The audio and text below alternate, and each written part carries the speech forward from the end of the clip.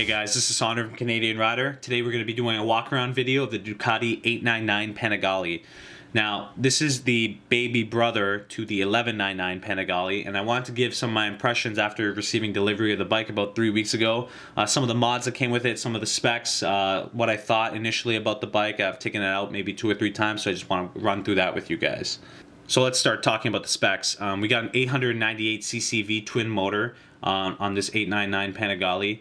148 horsepower, 73 pound-feet of torque. So yeah, it might be lower than the 1199, but God, this bike has a lot of power, so you really need to be careful. Aluminum monocoque technology on this bike. So basically, everything is bolted on the engine. The engine and the subframe of the engine act as a frame for this bike.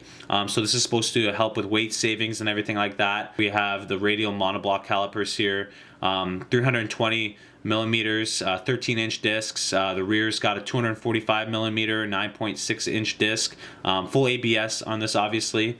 We have a claimed weight of 373 pounds. Full out riding modes. We got the wet mode, we have the sport mode, and we have the track mode. So each mode kind of throttles back the intervention from the computer for the rider. So basically, if you start out in wet mode, this actually decreases horsepower about to 100 horsepower, and it's much more less shocking on the throttle response. So it's going to be a smooth linear throttle. I've actually been riding with the wet mode just to like get a feel for the bike. It really numbs down the bike, and it's actually pretty good for, let's say, a newer rider if you want to start on the 899 Panigale. It really dumbs down the throttle and everything like that. So once you go into sport mode, you actually unlock all the rest of the power of the engine. So you're getting all 148 horsepower and 73 pound-feet of torque in the sport mode.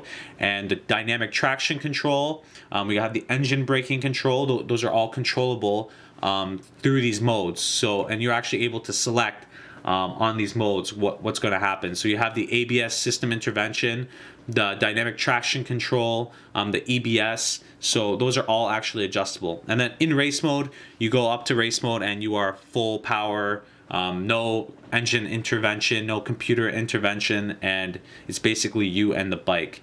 So really good technology package. I really like it.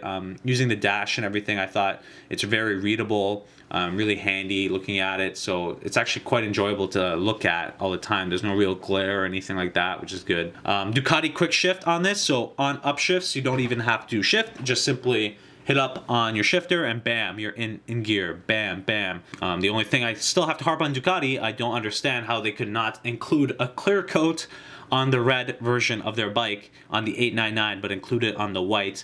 I don't think your customers would have fret Ducati if you simply charge them an extra $300 on a $14,000 and $15,000 bike. The bike did come with a few mods, so we got the Ducati tank protector, the Termignoni Exhaust, and the Competition Works standard rear fender eliminator. So I'll talk about those things right now. The Termi exhaust, you know what? From the stock exhaust to the Termi exhaust, is there much of a big difference? In my opinion, no. Is it worth the $3,000 that you'd have to pay Canadian to get it installed?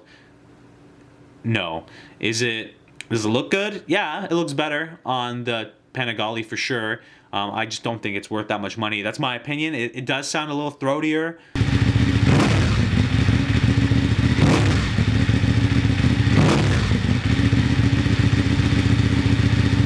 The Competition Works rear fender eliminator. Now, it's hit or miss in the community what they think about this fender eliminator. I think it's okay. Is the new Rage Cycles fender eliminator maybe a little bit better? Yes, but my bike came with this, and I think it does the job well. You know, it cleans up the rear part of the bike really good.